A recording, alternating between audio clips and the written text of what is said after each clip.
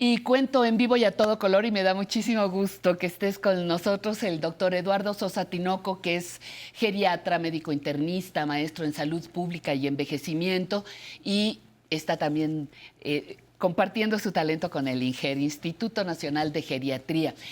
Doctor, ¿por qué es importante este tema de la rehabilitación pulmonar? Y como siempre me interesa mucho el enfoque hacia las personas mayores. Bienvenido.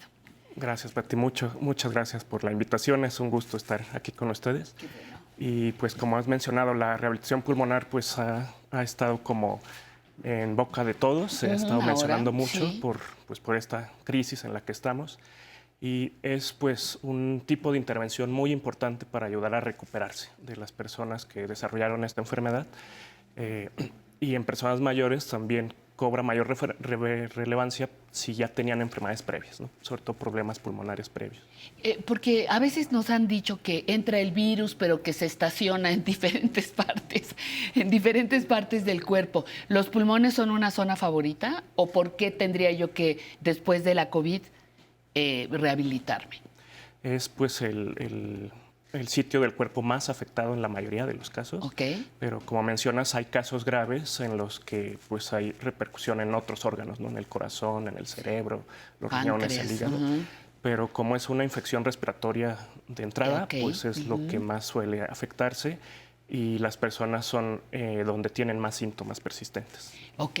¿Y qué es lo que ¿en qué consisten estos ejercicios de rehabilitación? Cuéntame, por favor. Hay de varios tipos y aquí depende de la gravedad de la enfermedad, ¿no? que presentó la persona. Y los más sencillos tienen que ver con recuperar la capacidad de respirar de manera normal, de ampliar los pulmones, de llenarlos de aire para recuperar pues, esa función que es la principal de los pulmones.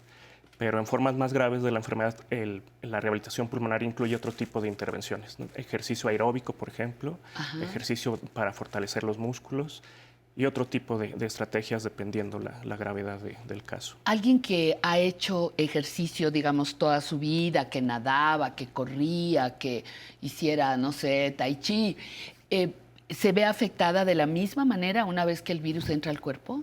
Sí, de hecho es algo que aún sigue en estudio, se está analizando, porque al parecer incluso las personas que tienen las formas más leves de la infección, incluso sin síntomas, pueden llegar a presentar posteriormente molestias, ¿no? Y las más frecuentes han sido fatiga, por ejemplo, o sensación de falta de aire, lo que llamamos disnea en términos médicos.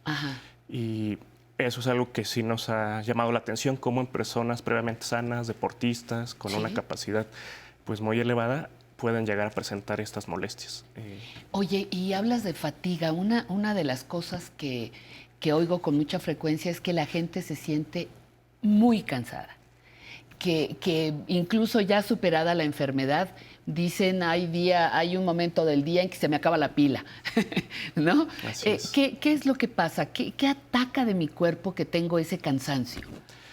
Pues ahí se está considerando que sean varios aspectos a la vez, ¿no? Obviamente el problema a nivel de los pulmones, pero también del corazón y también la debilidad de los músculos. Cuando alguien está enfermo de manera aguda, pues generalmente te quedas inmovilizado, dejas de caminar, de hacer actividad. A veces la alimentación también se ve mermada. Entonces todo eso y además la parte mental, la parte emocional también influye en esto, sin duda, ¿no? Entonces lo que se está considerando es que es algo multifactorial, pues, el desarrollo de este síntoma de fatiga.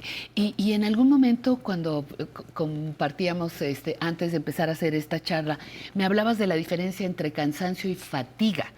Normalmente los mortales lo usamos como sinónimo, pero no es así. ¿Qué pasa en el caso del COVID? Desde el punto de vista médico, los términos sí tienen cierta diferencia y es importante por cómo lo siente la persona, ¿no? Entonces, todos nos llegamos a cansar cuando hacemos alguna actividad, eso pues es natural, pero la fatiga es como un cansancio más intenso y una diferencia importante es que la fatiga puede persistir aun cuando hayas tenido tiempo para descansar, hayas dormido plenamente, lo que en el cansancio habitual, pues eso se resuelve. Me acuesto, descanso un ratito y salgo otra vez con la pila cargada. La fatiga no. No, es más intensa en ese sentido. Me acuesto mis 8 horas, duermo, como más o menos y sigo cansada. Exacto. Entonces, eso también tiene que ver. Ahora, cuéntame un poquito qué son estos ejercicios. No traemos ningún material para ilustrarlo, pero sí dame una idea de qué tipo de ejercicios me van a pedir que haga.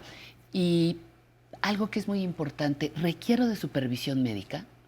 Para los más sencillos, en general no. Sobre todo estos están pensados para las personas que tuvieron un cuadro leve, ¿no? de la enfermedad, donde están ya en proceso de recuperación, ya pasaron las 2 semanas, que es el tiempo promedio que la mayoría tarda en ya erradicar el virus. Sí.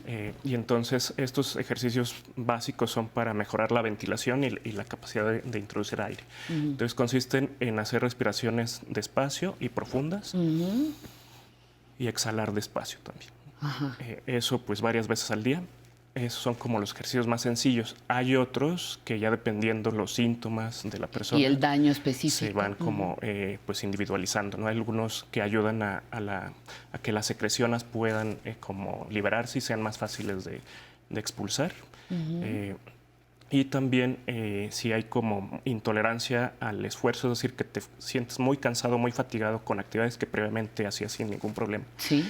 Ahí pues los ejercicios son de otro tipo, ¿no? Son como de aeróbicos, se van haciendo poco a poco, dependiendo la tolerancia. Sí. La clave aquí es la tolerancia, es decir, no sobreexforzarse.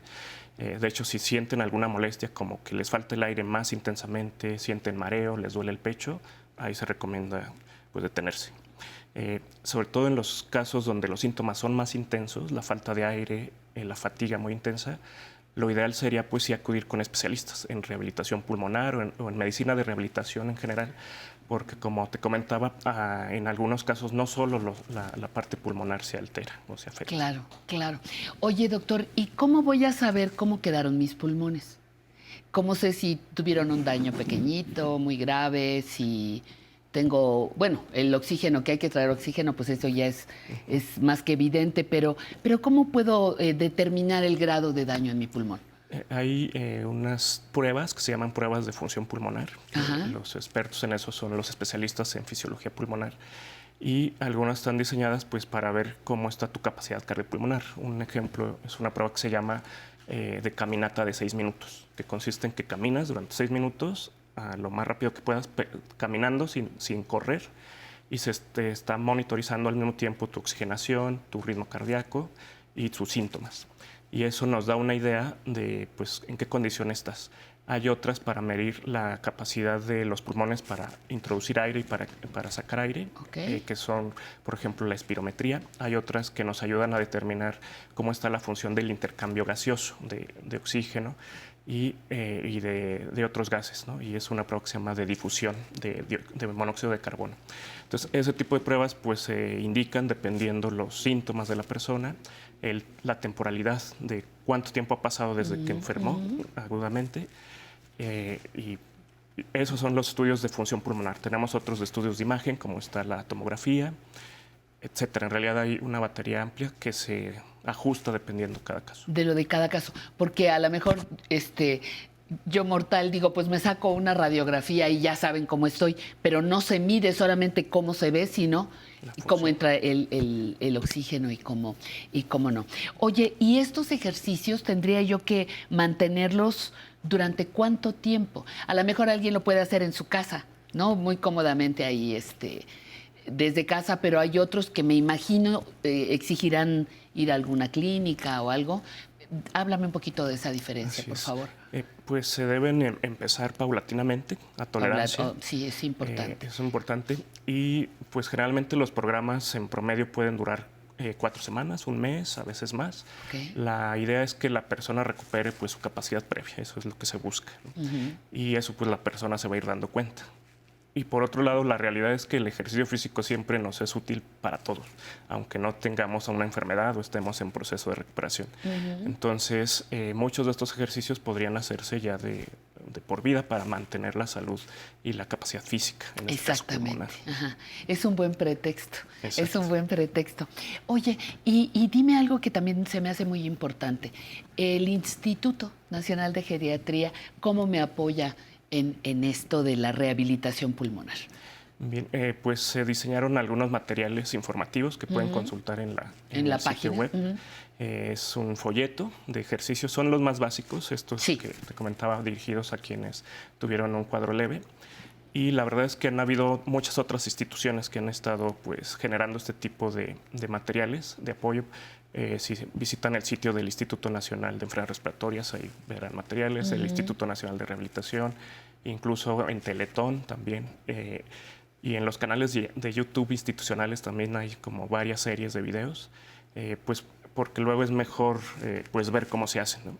Hay algunos que están dando servicio a distancia, telerehabilitación, Teletón es un ejemplo de ellos. Que eso ha florecido muchísimo en tiempos recientes, ¿no? Así es, pues para apoyar a todas estas personas, porque estamos hablando de millones de personas, todas las que afortunadamente sobrevivieron a COVID-19, ¿no? Entonces, muy importante. Y es lo mismo, bueno, claro que no, si estuve en terapia intensiva, si estuve nada más en casa con una gripa, ¿es igual? No, sí hay diferencias, sobre todo porque en los casos graves que requieren hospitalización o incluso ingresos a terapia intensiva, además de los problemas pulmonares pueden desarrollarse otros. Pueden haber complicaciones a nivel del corazón, del cerebro, de los riñones, de la sangre, etcétera. Eso. Y hay algunos problemas, por ejemplo, el síndrome poscuidados intensivos, que es algo ya conocido desde antes, que también tiene muchas manifestaciones de debilidad, de cansancio, de problemas cognitivos, problemas de memoria, de concentración, de atención, que requieren pues toda una atención durante la recuperación. Y que puede Cuando oigo hablar a los doctores, digo, es que si de veras entendiéramos de lo que se trata, estaríamos con una exagerada protección, ¿no? Oye, doctor Eduardo, aprovechando que estás aquí, ya me explicaste todo, ya nos explicaste toda esta cosa de la rehabilitación pulmonar, pero a la par de esto, ¿qué otra cosa debo seguir para mi recuperación integral? Es decir, mal comí, me sigo sintiendo cansado. Yo de momento veo gente que dice, bueno, ya me presento a trabajar y lo que sea se me olvida. ¿Qué nos sugieres en este periodo post-COVID como rehabilitación integral? Pues la alimentación es muy importante y sobre todo la parte social, todo el impacto psicoemocional que esta enfermedad ha generado a nivel colectivo también, no solo individual, pues son cosas que tenemos que trabajar y pues deberíamos aprovechar estas circunstancias para mejorar nuestros hábitos de alimentación, de sueño. También es muy importante recuperar nuestros patrones de sueño, porque todo eso se ha alterado durante todo este tiempo. Y mantener pues seguimiento con los médicos, sobre todo quienes tienen enfermedades previas, también es muy importante, incluir todo eso, el control adecuado de la diabetes, de la hipertensión arterial, de problemas de dolor crónico, de ánimo, etcétera. ¿Te referiste a la parte emocional? ¿Qué pasa en el colectivo y en el individual? Sí, eso es algo que también pues se sigue analizando. Seguramente han oído hablar del síndrome de estrés postraumático, ¿no? Los síntomas de ansiedad, de depresión, porque las personas que están hospitalizadas pues ven circunstancias difíciles alrededor, ¿no? Hay otras personas que fallecieron, familias que están sufriendo el duelo, entonces todo eso afecta emocionalmente y luego esa parte no la atendemos tanto porque como que priorizamos lo físico, todo eso, pero lo emocional es fundamental, como recuperar el sentido de la vida, ¿no? Y es complicado porque regresas a un escenario donde en realidad la normalidad no se ha recuperado. ¡Ay, qué difícil! Y lo que mencionas, ¿no? Adentro de un hospital vives en carne propia muchas cosas. La muerte está un poquitito más cerca. Siempre está, pero en esos casos está un poco más complicado. Doctor, yo te agradezco muchísimo que hayas venido a compartir esta parte de la experiencia y la invitación para que todos nuestros amigos entren a la página del Instituto Nacional de Geriatría, de donde nos robamos un ratito al doctor Eduardo Tinoco, que es médico, geriatra, internista, tiene una especialidad en el tema del envejecimiento y te agradecemos muchísimo, Eduardo, que hayas estado con nosotros. Saludos al resto del equipo del INGER.